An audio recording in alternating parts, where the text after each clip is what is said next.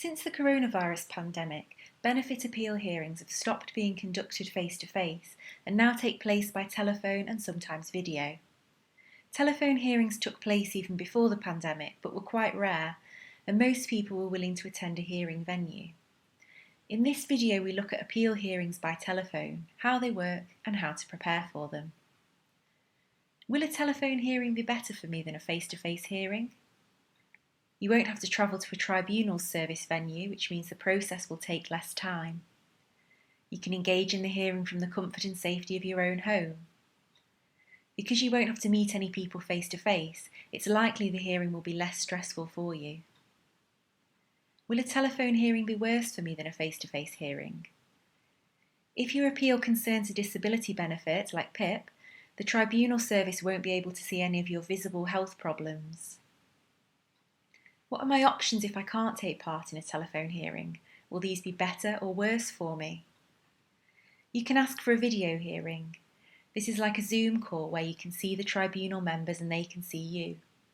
You'll need a device that can access the cloud video platform and that has a camera. The tribunal service will tell you about the cloud video platform if you choose a video hearing. Because these types of hearings are quite rare, we're unable to say if they're better for you than a telephone hearing, although they're not likely to be worse. You can ask for your appeal to be decided on the papers.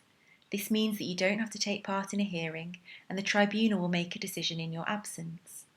There are 3 drawbacks. 1. Statistically you'll have less chance of success. 2. You won't be able to give verbal evidence to the tribunal, and this kind of evidence can be very important. And 3. You aren't given a date and time about when the tribunal will meet, so you won't know about any deadlines. How do I prepare for a telephone hearing? Make sure you have your appeal papers and any other evidence. If you don't have them or have lost them, contact the tribunal service and request a duplicate copy. Have some idea of what the appeal involves. What will happen at my telephone hearing? You'll receive a phone call from the tribunal service about 2 minutes before the hearing time. This will be an automated message inviting you to join the hearing. You'll be called on whatever number you provided when you first lodged the appeal. If your number's changed since then, make sure to inform the tribunal service. If the previous hearing goes on longer than expected, then yours will be late, so if no one calls you, that will be why. There'll be between 1 and 3 people on the tribunal panel. All will ask you questions relevant to the issues raised in the appeal. Sometimes a DWP staff member, known as a presenting officer, takes part and is allowed to ask you questions and present evidence. Your representative can also take part. It's normal for all parties to refer to each other by their title and surname, Mr., Miss, etc. If you normally wear glasses for reading, then make sure to have them at the hearing. Can my friend, support worker, social worker, etc. take part in a telephone hearing? Yes, but make sure to inform the tribunal service that they'd like to take part and provide their name, address and contact details. What happens if I lose my signal during the hearing?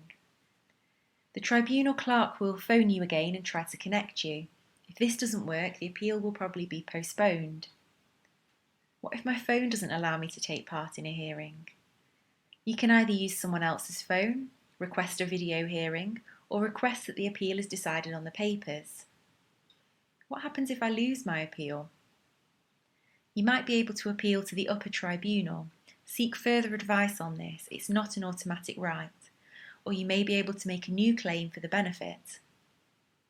Whatever option you choose, and for any further help, make sure to contact your local Citizens Advice.